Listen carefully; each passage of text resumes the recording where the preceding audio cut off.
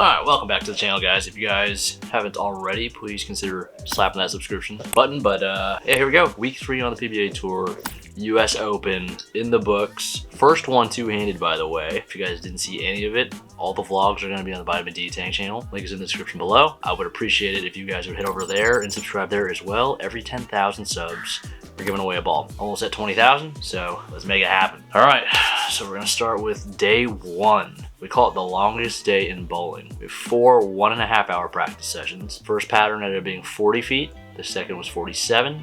The third was 35. The fourth was irrelevant for me, but very relevant for my roommate. Day 1, I think I was still a little fatigued. Felt kind of weak. I see my arm was bailing out. Typically when I get a little weaker, that's kind of what happens. I was sick last week if you guys didn't see the recap from last week or any of the vlogs. But as the days went on, I felt a little bit stronger. So that was good for the last day because we bowled on the short. You're gonna find out very quickly that I didn't check in a ball that I needed. I'll talk about my regrets at the end. So I checked in 2 concepts: my spare ball, Reality, Bionic, Tour Dynamics, Typhoon, IQ AI, a gremlin. I did drill a gremlin this week, so that was my one drill. I didn't have a ball like that. I didn't want to check in phase 2 pro because I felt like it was way too strong. Hooked a little too early and got offline too fast. What was my last ball? Well, if you guys know what my last ball was, you let me know. Anyways, we had 30 under for block number 1. Was not a strong start whatsoever. A lot of splits. It was a really slow start, actually. I think I had 170, 180. Then I bowled 230. And I thought the first day was going to be one of the more gettable patterns. I thought day 2 was going to be a little tricky, but I felt good about it because I like to shut my angles down.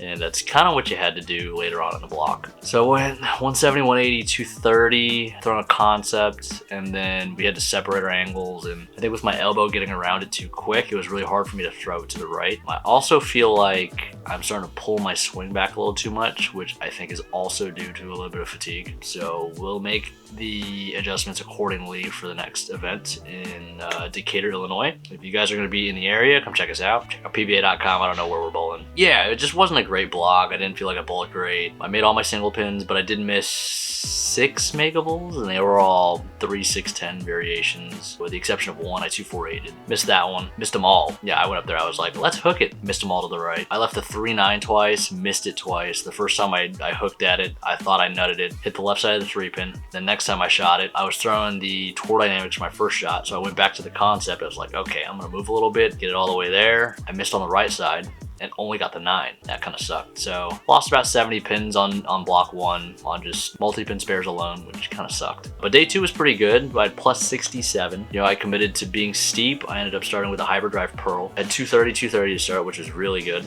And then the next game hooked a mile more. Santu, I think, started on that pair, and then EJ bowled on in game 2, so they were hooking. I 3-6-10, and then I get 5 through the middle, make a ball change, 5 through the middle again, but I spared it. And then I threw a 5-bagger. I just got a little firmer, and then ended up, my hand locked up in the 10th frame. I super washed out, and then I wrapped the washout. Oh, I also started frame 1 wrapping a washout. So that's 2 spares there that I feel like typically would be spares, but they weren't. But yeah, I bowled okay towards the end. They got really messy at the end, but I had 40 over the last 2 to get to 67 over. So that put me at plus 30 on the nose for the tournament. So going in, I figured I needed at least 120 over to have a chance. And that's about what I bowled on the short. And I had 800 for the first 4, which was even. Not good. I didn't check in my silver mix, which I committed to checking in a year ago. Without even knowing the pattern, I said, I'm going to check in a mix for the US Open for the short flat pattern. They weren't even that flat. This was the most traditional looking pattern that we've seen at the US Open in a long time. And I did not check the mix. Well, like an idiot. And Timmy Tang was crossing to my right. He had almost 500 with his spare ball, the first 2. I'm trying to throw my 2 1/4-inch pin concept, which I asked Chris Barnes, because he was repping this week, he didn't bowl. I said, do you think I should check in the 2 1/4 concept or the mix? And he goes, 2 1/4 concept. And he was actually kind of praising my skill set. He said, you know, you see it like a one-hander. I feel like you're going to be able to, you know, trick it enough to throw it on short. And I honestly didn't know how long the plastic ball was going to last. And as we watched the first block, and then getting into the first few games, I was like, man, I needed to check this ball. Chris threw it, I think, all 8 games, and he bowled pretty well. But yeah, I cost myself quite a few pins not checking in that mix, because I struggled for about the 4 games until they opened up a little bit, and then I started bowling pretty good. I had 500 games 6 and game 7.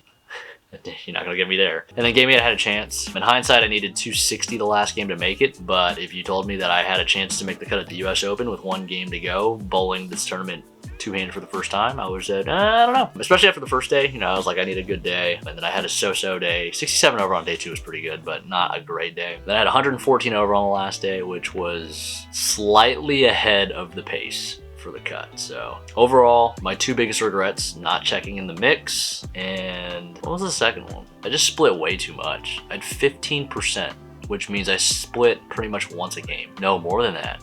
1.5 times a game per frame. If we're looking at frames, that's 36 splits in 24 games.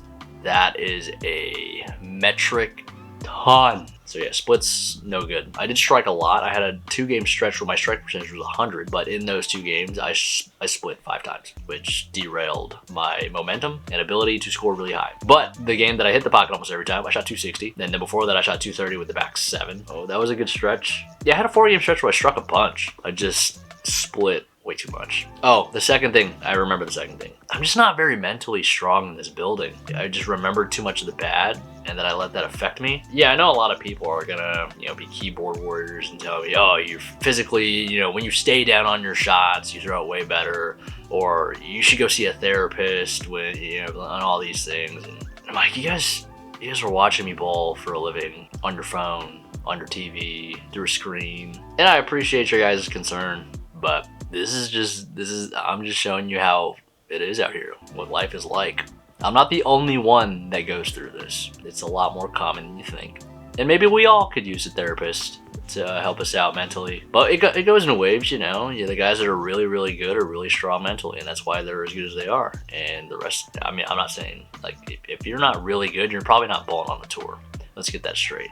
I think every single player on the PBA Tour is underrated, in my opinion. I don't think the guys get the respect from the everyday bowler, and I don't think the everyday bowler will ever understand how good the players on the tour are. Like, imagine averaging 220, but you bowled in a different bowling center every single game. That's kind of what bowling on the tour is like. And then when you get to bowl a 3-game set that's similar to bowling league, where you don't have to move a whole lot, that's when we're really crushing them. That's when guys are putting up averaging 260. When we're able to just repeat shots and not move a whole lot, that's kind of, you know, that's when the scores get really high. But when the scores are low, just know there are a lot of variables that you guys don't see, that don't know. And then the US Open, it just gets even harder because the patterns are super flat. We're bowling on a tough bowling center that hooks really early, and topography is not great. Those are the reasons why we don't average 250 every single week, because we bowl in tough patterns. We bowl, you know, depending on who's bowling on the next pair you're going to, the pattern could play completely different. You know, there were some where a bunch of plastic balls were used. There were some with some pairs of 2 lefties and only 1 righty. Our squad, we had half the house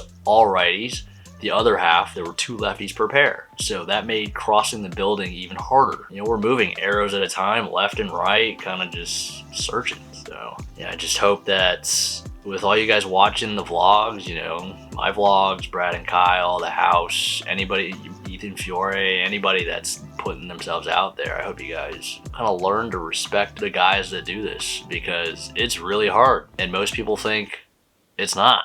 But enough of that rant. Yeah, this week I'm pretty disappointed in my mental game. It wasn't good, and I feel like it's never really good going into this building, because I remember and I know, like, I've never bowled good here before, blah blah blah, thinking about a bunch of things I should be thinking about. So I'm gonna take that with me, and I'm going to try to improve. You know, I got some time off. Chris did make the show, so I don't know when this is going up, but hopefully by the time that show is done, he has a second green jacket. Yeah, I got to help out and play ball rep a little bit. I scouted a bunch of pairs for him. It's nice to know that I helped a friend do something really cool. Yeah, I just thought, if I was in his position, what would I want to be able to have the best chance to make the show? And then I just kind of did what I thought I needed to do. And at the time of filming this, the show's tomorrow, and hopefully we can put together something cool. You know, I can provide the information again.